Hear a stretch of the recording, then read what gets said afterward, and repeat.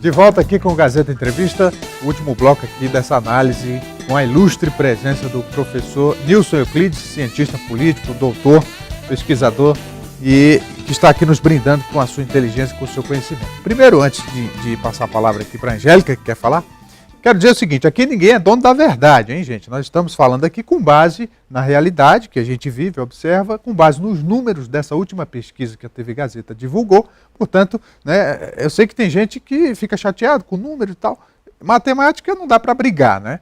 Então é isso, ninguém é dono da verdade, são opiniões com base nessa realidade que a gente experiencia. Mas, Angélica, diga, você. Eu queria, professor, uma análise assim, bem fria, bem científica desse fenômeno petecão, que está aí despontando em primeiro lugar com esse absurdo de intenções de votos e com o menor índice de rejeição. Como é que se explica isso? Olha, eu acho que a eleição do petecão, além desse viés popular, né, meio quase que folclórico que ele tem desde a sua primeira eleição, eu acho que tem houve um dado, claro que isso não foi determinante para a eleição dele. Ele vinha acumulando essa simpatia, ele é um candidato que transita, que oferece muitos favores ao seu eleitorado, todo mundo sabe disso, né? Então eu acho que esse perfil do petecão ajuda a ele manter essa aceitação, ter esse voto quase que certo para ele. Mas eu acho que nos últimos meses, principalmente no pronunciamento que o petecão fez, naquele momento de uma séria crise de violência na cidade, e ele foi para a tribuna, e isso foi para a rede social. Emoção, né? Ele, naquele momento, pela primeira vez, eu estou dizendo isso assim porque eu assisti várias vezes, não vou até que ponto eu vou... Naquele momento, ele me pareceu o candidato, aquele representante do Acre, de todos os representantes eleitos do Acre, até parece que estou fazendo uma defesa do petecão, mas de todos os representantes do Acre, ele me pareceu aquele que mais sentiu, da pele.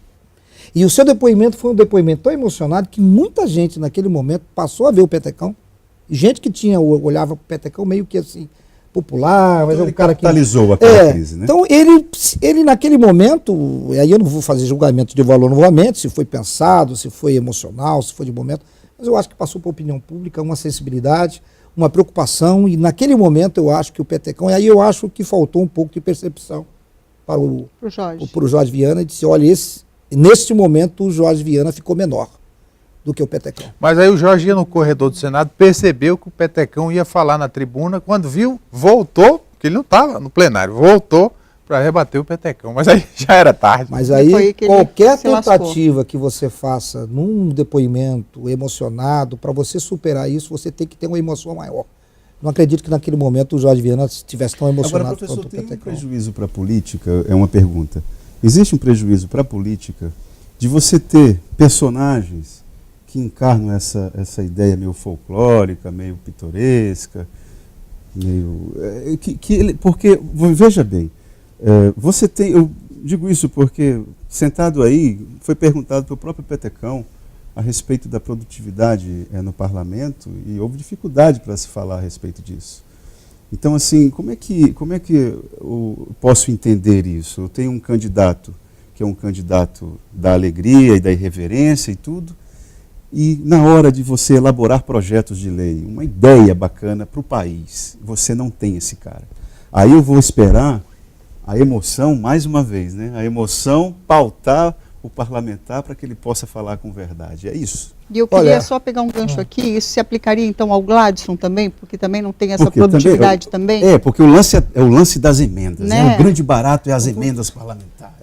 Eu acho que a gente, às vezes, o brasileiro, eu acho que nós como cientistas políticos, vocês como jornalistas, e a opinião pública em geral, precisa entender que a população brasileira elege os seus representantes e é consequência daquilo que ela mesma é. Então a gente tem uma tendência a, de certa forma, enxergar um senador e um deputado como um deputado britânico, como um deputado belga, como um deputado austríaco, mas nós estamos no Brasil tropical e nós temos uma sociedade que produz as suas lideranças. Mas o rito e a necessidade são as mesmas. Sim, né? Mas você tem que entender que o rito e a necessidade, ele não antecede o processo eleitoral.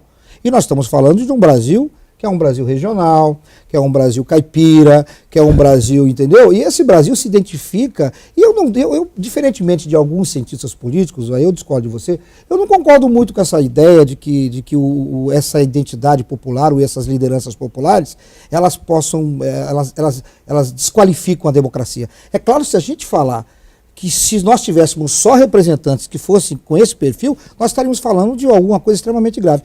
Mas eu acho que esses elementos folclóricos, essas lideranças populares, elas contribuem também para dar à democracia brasileira essa pluralidade, essa alegria que, por exemplo, um parlamento britânico dificilmente você teria. Agora, discutir também produtividade nos nossos representantes.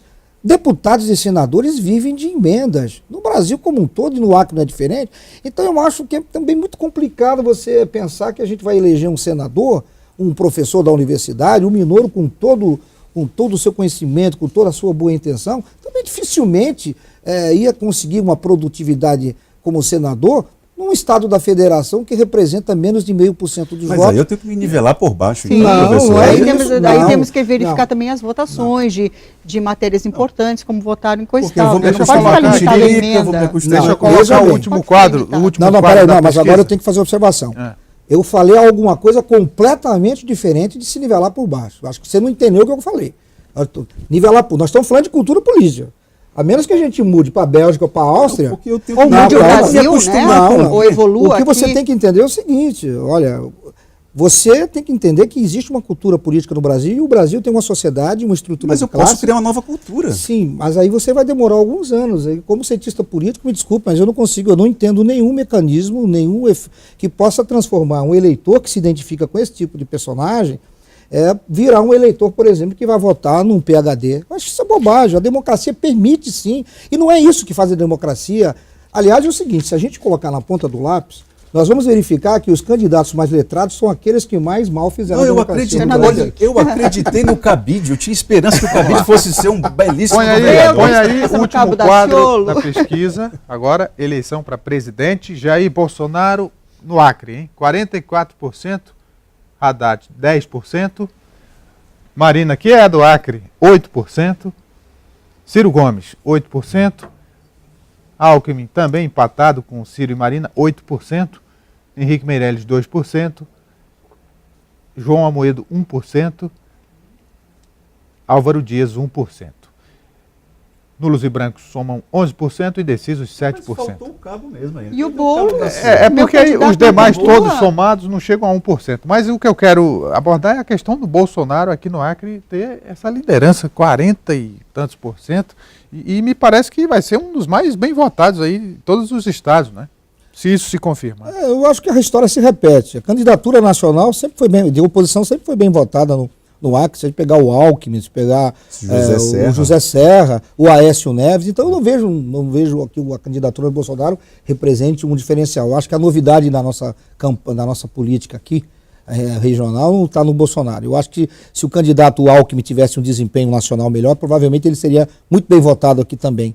Essa é uma coisa que os próprios petistas e o próprio Lula uma vez indagou para o próprio Jorge, como é que eu perco a eleição lá? Tal. Enfim, mas é uma característica do eleitorado acreano. É difícil, mesmo a ciência política, para tentar entender essa relação, como é que o eleitor separa muito bem essa coisa, do que ele sabe o que o Gladson representa na mudança, que ele espera, e o que, por exemplo, o presidente da República representa.